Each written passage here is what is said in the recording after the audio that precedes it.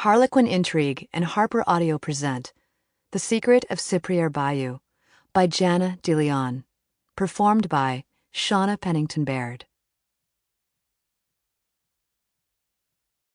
Chapter 1. The sky rolled with a mass of gray clouds, and the air became thick with humidity. Olivia Markham glanced anxiously at the swirling sky as she pulled into Cypriere, Louisiana, all 5 weather-beaten buildings of it. Peering down each side of the street, she searched for signs of life. It would be the first she'd seen in well over 2 hours of driving deep into the bayous. A wooden sign swung under the awning of an old brick building to her left. The painted lettering on the sign had long since faded, but Olivia could barely make out the word cafe. Surely someone inside would be able to give her directions. She pulled into an open parking space right in front of the cafe and hurried inside. Bells on the door jangled as she crossed the threshold, and the 8 or so patrons stopped what they were doing to stare at her. She paused for a moment, but when any form of greeting wasn't forthcoming, she launched into her own. "Hello," she said. "Apparently I'm a little lost. Can anyone give me directions to La Malédiction?" The patrons dropped their gazes back to their tables without saying a word.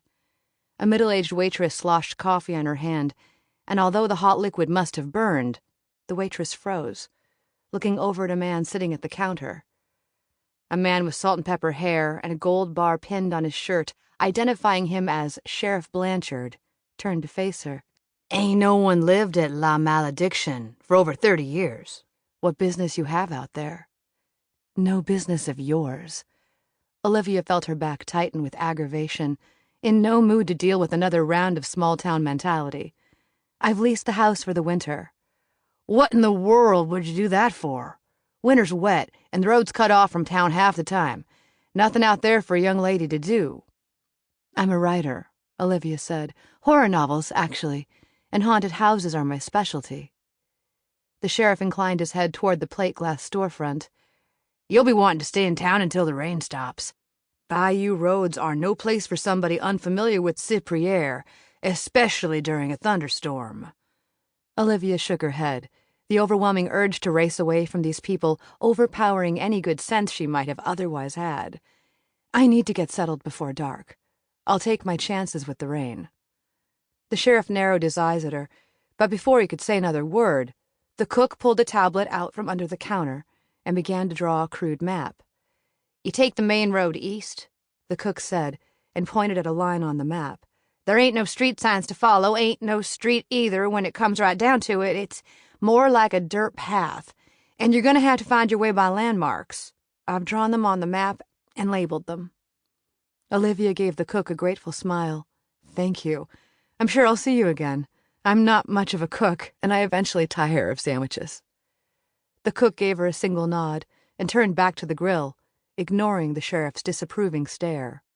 Olivia took one step backward toward the door, feeling that she'd already overstayed her welcome, even though she hadn't unpacked a single bag. She gave the frowning sheriff a wave, then turned around and left the cafe. She glanced at the map, then backed her car up and headed east. What the heck was going on here? She figured La Malédiction's bloody history would prevent the more easily spooked from speaking of it at all. But these people lived within miles of the structure. Surely they knew that it was only a house. She glanced in her rearview mirror for a final look behind her. The sheriff was standing just outside the cafe, watching her intently as she drove out of town. But when she took a good look at his expression, the annoyance she'd expected to see was nowhere in sight.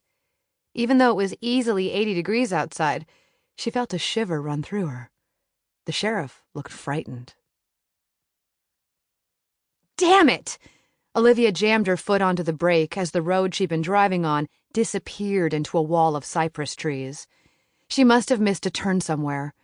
Glancing up at the rolling black clouds, she bit her lip.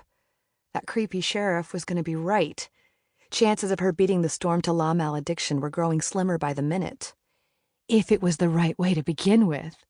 The thought ripped through her mind like one of those bolts of lightning that was surely on its way. What if the cook had meant to get her stranded in the storm? Stop it. Imagining monsters when there were... Sample complete. Ready to continue?